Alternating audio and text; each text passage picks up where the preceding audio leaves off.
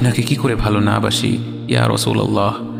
যখন আপনি আমাকে ভালোবেসেছেন সেই 1400 বছর আগে, যখন আপনি আমাকে মিস করতেন, আশা করতেন যেন আমার সাথে দেখা করতে পারেন, অথচ তখনও আমি জন্মই হইনি।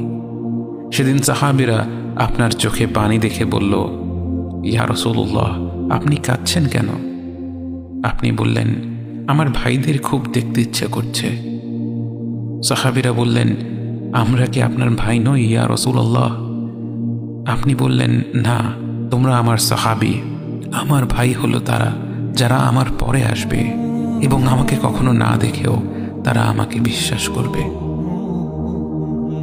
মৃত্যুশয্যায় শুয়ে আপনার অন্তরে এই চিন্তা ছিল যে আমাদের পরিণতি কি হবে। উম্মতি উম্মতি বলতে বলতে আপনি আপনার রবের নিকট ফিরে গিয়েছেন।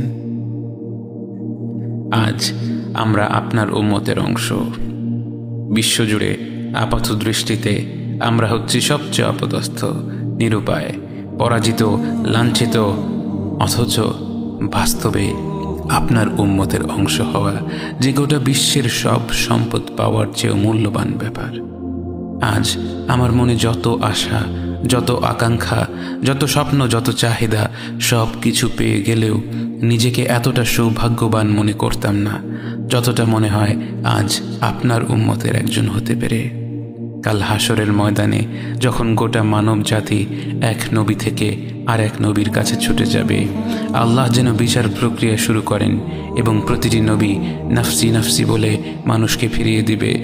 অবশেষে যখন সবাই আপনার সামনে হাজির হবে এবং আপনি গোটা মানব জাতির প্রতিনিধি হয়ে আল্লাহর সামনে সিজদা করবেন, সেদিন আপনার উম্মতের সদস্য হওয়ার পূর্ণাঙ্গ মর্যাদা প্রকাশ পাবে।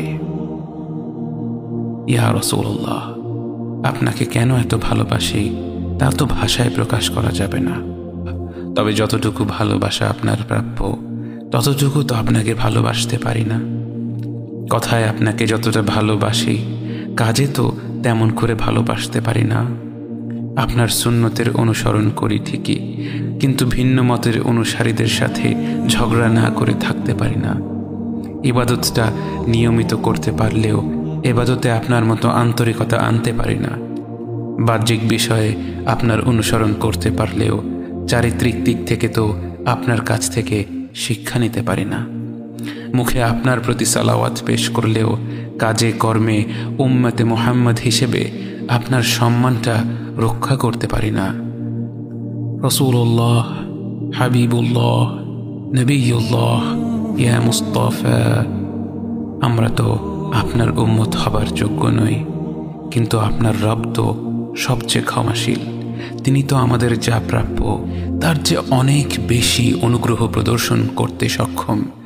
আপনি আমাদের যতটুকু ভালোবেসেছেন তিনি তো আমাদের এর চাইতেও বেশি ভালোবাসেন। আমরা আমাদের ভুল ত্রুটি সম্পর্কে যতটুকু অবগত তিনি তো তার চাইতেও বেশি অবগত।